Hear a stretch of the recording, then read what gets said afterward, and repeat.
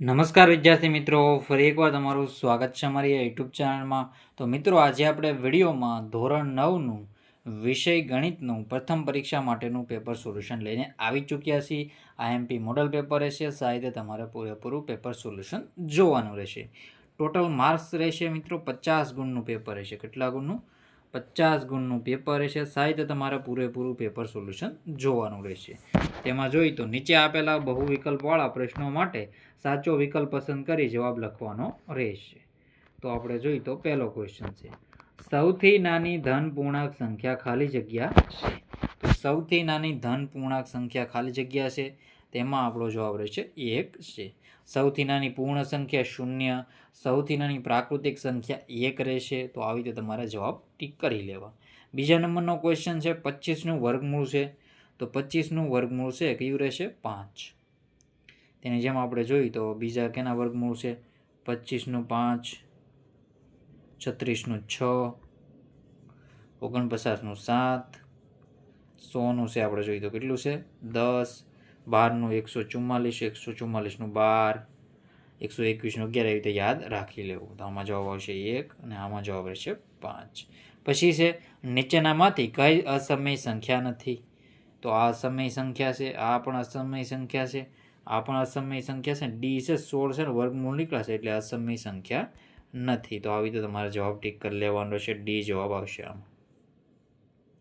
તો આવી રીતે તમારે જવાબ ટીક કરી લેવા. આગળના ક્વેશ્ચન છે, ચોથા નંબરનો ક્વેશ્ચન, જે બહુપદીનો ઘાત 2 હોય તે બહુપદીને ખાલી જગ્યા બહુપદી કહેવાય છે.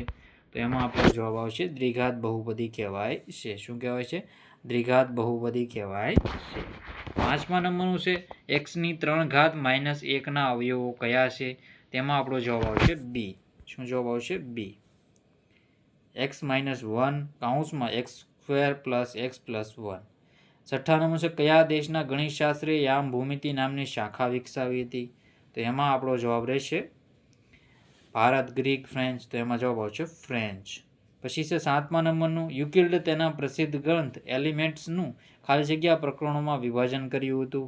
તો કેટલા પ્રકરણોમાં? 13 પ્રકરણોમાં વિભાજન કર્યું હતું.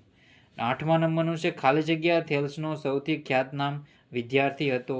તો એમાં આપણો જવાબ રહેશે પાયથાગોરસ. શું જવાબ રહેશે? પાયથાગોરસ. અને આનો જવાબ મિત્રો તમને ખબર જ છે. આનો જવાબ તો શું આવશે? ટીક કરી લેવું, ડી. તો આવી રીતે તમારે જવાબ ટીક કરી લેવાના રહેશે. આગળના ક્વેશ્ચન જોઈ લે મિત્રો. હવે સાહિત્ય આપણે થેલ્સનો ખ્યાતનામ વિદ્યાર્થી યુક્લિડ કે પાયથાગોરસ. મિત્રો, સુલભા સૂત્ર સૌથી જૂનું શ્રીયંત્ર છે, બોધાયન છે. તો એ જવાબ આવશે બોધાયન. 70ના માપના ખૂણાના પૂરક કોણનું માપ કયું રહેશે? તો એમાં આપણો જવાબ શું આવશે? એમાં જવાબ આવશે સી, 110 જવાબ આવશે. પછી છે આગળના ક્વેશ્ચન, નીચે આપેલા પ્રશ્નોના એક વાક્યમાં કે શબ્દમાં કે અંકમાં જવાબ આપો. તો 11મા નંબર છે, વર્ગમૂળમાં 162 ભાગ્યા વર્ગમૂળમાં 18ની કિંમત શોધો. તો એમાં આપણો જવાબ શું આવશે? 3 જવાબ આવશે. કેટલો જવાબ આવશે? 3 જવાબ આવશે. 162 ના વર્ગમૂળમાં 18. તો એનો તમારે જવાબ આવી રીતે ટીક કરી લેવાનો. કેવી રીતે આવશે? જો 18, 162 ને 18 ભાગ્યા કરી નાખવાના પહેલા, એટલે 9 આવશે. 9નું વર્ગમૂળ કાઢી નાખવાનું તમારે. પછી 9નું વર્ગમૂળ કાઢી નાખો એટલે જવાબ આવશે 3. કેવી રીતે? 118 × 9 કરશો તો જવાબ આવશે 162. તો અહીં ભાગાકાર આપેલા છે, તો એનો ભાગાકાર તમારે કરી નાખવો. પછી 12મા નંબરનું છે, 50ના ઘાતવાળી દ્વિપદીનું કોઈ પણ એક ઉદાહરણ આપો. તો 3x50 -17x25 જવાબ આવી રીતે તમારે કરવાનું રહેશે. પછી છે, ઘનને કેટલા પરિમાણ છે? તો ઘનને 3 પરિમાણ રહેશે. કેટલા રહેશે? 3. પછી શ્રીયંત્રને કેટલા ઉપકોણો બને છે? તો શ્રીયંત્રને 43 ઉપકોણો બને છે. 37ના માપના ખૂણાના કોટિકોણનું માપ 53 થશે. 53 + 37 કરશો તો જવાબ આવશે 90°. તો આવી રીતે તમારે જવાબ ટીક કરવાના રહેશે. પછી છે, નીચેના પ્રશ્નોની ટૂંકમાં ગણતરી કરી જવાબ લખો. 3/5 અને 7/8 વચ્ચેની 3 સમય સંખ્યાઓ શોધો. 25/40 = 5/8. તો આની તમારે આન્સર રહેશે આ તમારે 25/40.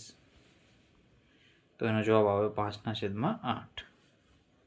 પછી છે 26/40, તો એનો જવાબ આવશે 13/20. તો આવી રીતે તમારે જવાબ કરી લેવાના રહેશે. સાહિત્ય પોઝ કરીને વાંચી લો.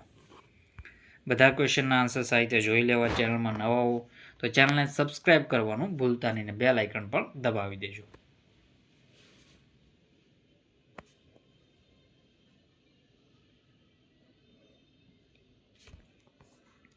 પછી છે નીચેના પ્રશ્નોના માગ્યા પ્રમાણે ગણતરી કરી જવાબ આપો.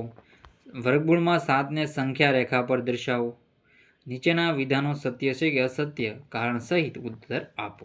તો પહેલું છે દરેક પ્રાકૃતિક સંખ્યા એ પૂર્ણ સંખ્યા છે. બિલકુલ સાચું વિધાન છે. સત્ય છે કારણ કે પૂર્ણ સંખ્યાના જથ્થામાં બધી પ્રાકૃતિક સંખ્યાનો સમાવેશ થાય છે. પછી છે બીજા નંબરનું દરેક પૂર્ણાંકીય પૂર્ણ સંખ્યા છે. તો અસત્ય. ઉદાહરણ તરીકે -2 ને પૂર્ણ સંખ્યા નથી. ત્રીજું દરેક સમય સંખ્યા એ પૂર્ણ સંખ્યા છે. તો અસત્ય. ઉદાહરણ તરીકે 1/2 એ સમય સંખ્યા છે પરંતુ પૂર્ણ સંખ્યા નથી. તમારે આવી રીતના જવાબ ટીક કરવાના રહેશે. અવયવ પાડો. x3 - 2x² - x+2. તો આના તમારે અવયવ પાડવાના રહેશે. પછી છે x - 1 x - 2 x+1. તો આનો પણ તમે પોઝ કરીને જવાબ સાહિત્ય જોઈ લેજો. આગળના ક્વેશ્ચન છે ને આપણે જવાબ જોઈ લઈએ મિત્રો સાહિત્ય. તો છે નીચેની આકૃતિ જોઈ આપેલા પ્રશ્નોના જવાબ આપો. તમે જો બિંદુ A યામ જણાવો.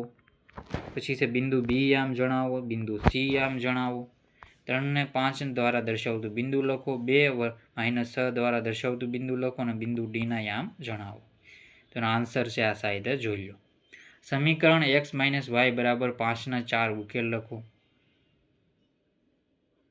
એના જવાબ પણ પોઝ કરીને સાહિત્ય વાંચી લો. નીચેની આકૃતિમાં